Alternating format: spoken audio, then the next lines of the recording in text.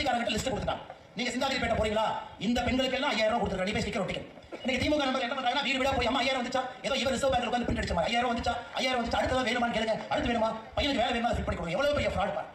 அருமை சொந்தங்களே, சரி, திராவிட முன்னேற்ற கழகத்தினுடைய ஆட்சியில கடந்த 32 மாசத்துல நம்முடைய தாய்மார்களுக்கு 1000 ரூபாய் கொடுக்குறேன். ஒரு கணக்கு வச்சுக்கலாம்.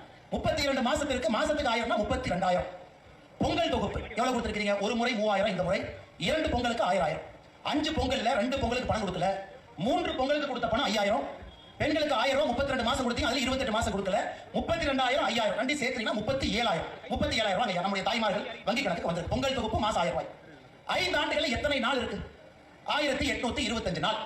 அப்ப 37,000 1825 வகுத்து பார்க்கிறேன்.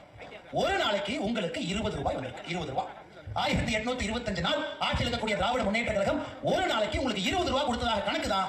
1825 நாள் 37,000. ஆனா எவ்வளவு கடன் ஏற்றிருக்காங்க?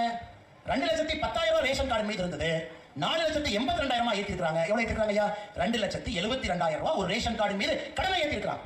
கொடுத்தது 37,000, ஏத்தன கடன் 2,72,000, கொடுத்தது 20 ரூபாய், எடுத்தது 150 ரூபாய். இத வந்து திராவிட மாடல் அரசு சொல்றதுங்களா, ஃப்ராட் மாடல் அரசு சொல்றதா? நீங்களே சொல்லுங்க. 1825 நாள்ல 20 ரூபாய் கொடுத்துவிட்டு மொத்த கடனை 2,72,000 உயர்த்தி, அந்த 2,72,000 அதே 1825 போட்டா ஒரு நாளைக்கு 150 ரூபாய். 150 ரூபாய் தினமும் ஒரு ரேஷன் அட்டையின் மீது கடனை ஏற்றி கொடுத்தது 20. அப்ப 130 ரூபாய் உங்கள்கிட்ட அட்டை போட்டிருக்காங்க. அதனால்தான் இதை ஃப்ராடு மாடல் அரசு என்று சொன்னால் மட்டும்தான் இது சரியாக இருக்கும். அதனால எந்த விதமான மாயாஜாலத்துக்கு நீங்க நம்பிடாதீங்க. எப்பவுமே